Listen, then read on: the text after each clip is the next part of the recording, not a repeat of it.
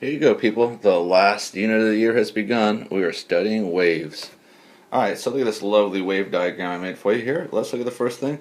Which letter represents wavelength? Now, wavelength is a measure from point to similar points in the wave, so from crest to crest or from trough to trough. So our first answer here is D.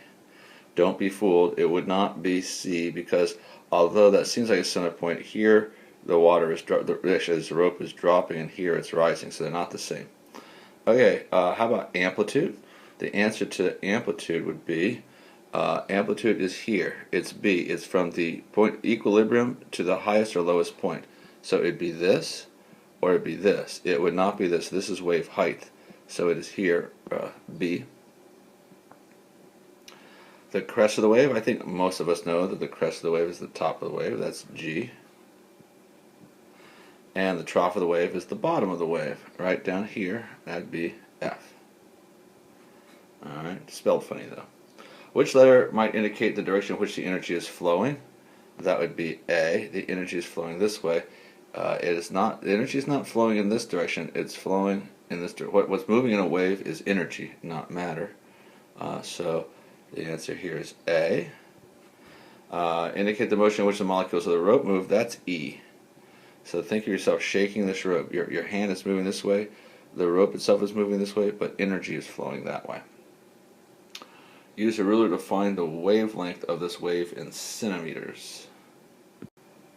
And when I measured it with my ruler, I came up with about 7 centimeters. So we'll say 7.0 centimeters. You might have found something different, but close. Anyway, you should be measuring from either here to here or here to here. Use a ruler to find the amplitude of the wave. Will you be measuring this distance right here or this distance right here? In which case you should get about, I found 1.6 centimeters. Again, if you're a little bit different than that, don't worry about it. At least you're measuring the right thing.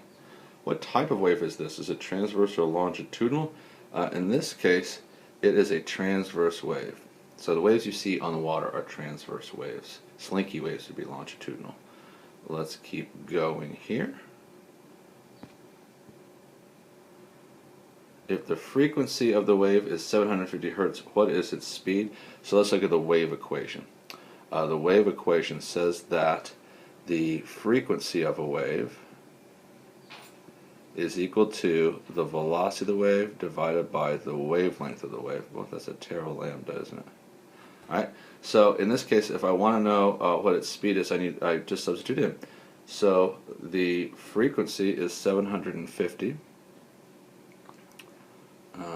750 hertz. The wavelength we measured to be 7 centimeters.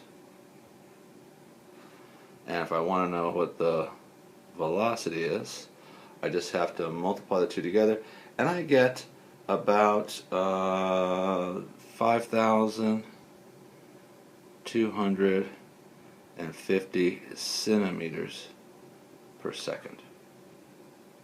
Remember, I'm measuring centimeters in this case, not meters. Okay, our next one. Now let's move this up a little bit. What type of wave do we have here? That, my friends, is a longitudinal wave, like what you get in a slinky or sound or earthquakes. And if I use a ruler to measure it, this one students sometimes have a difficult time. What I do is I try to target between the middle of one compression and the middle of the next compression. And that can be difficult, but it's this distance here is what I would measure. And what I come up with is, when I measure it, I come up with about 3 centimeters, 3.0 centimeters. And I'll put a C at one of the crests. Here's a crest. I'm going to put a T at one of the troughs. Here's a trough. Here's a crest. Here's a trough. Here's a crest. And what would be the frequency if it traveled at a speed of 1400 centimeters per second? So I want to know what the frequency is. Frequency equals the velocity of the wave divided by the length of the wave. And so in this case, I'd say 1400 centimeters per second divided by 3 centimeters. And that's going to give me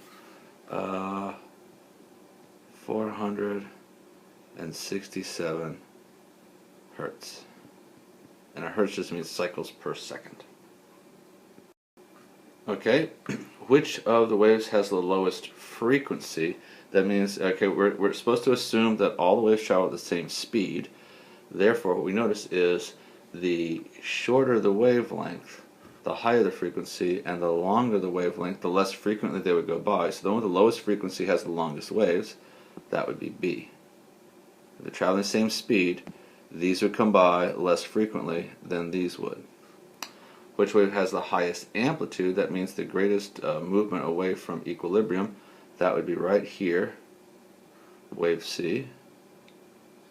And which of the waves would have the least amount of energy? So remember, the two things that determine the energy of a wave are the amplitude and the frequency, or wavelength. And since this one happens with less amplitude and less frequently, the answer would be B. Let's move this up here. Alright, now let's say what we're trying to find. It says how many times a second? That would be frequency. So in this case, we're looking for frequency, and we know that the speed of the sound through air is 330 meters per second, and we know that the wavelength of the wave is 1.29 meters. Therefore, we get C note having a frequency of 256 hertz. Now, KNDD, the end, 107.7. The 107.7 refers to the fact that the base frequency that their electrons in their tower oscillate is 107.7 million cycles a second. So, how long are the waves? We're looking for wavelength.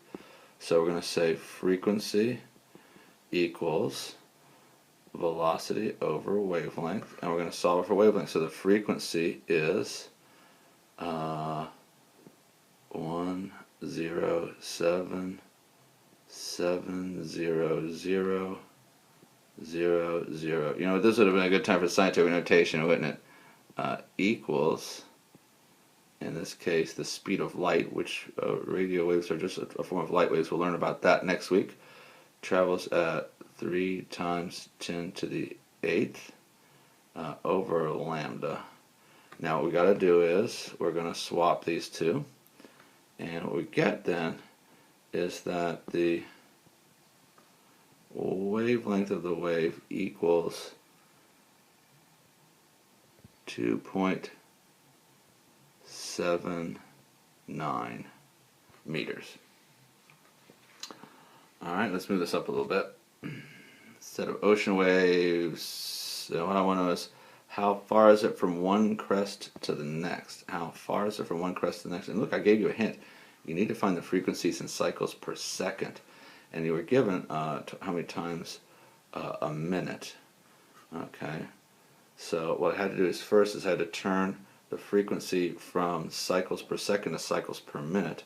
So what I had to remember is that if it's 4.5 per minute, a minute is 60 seconds.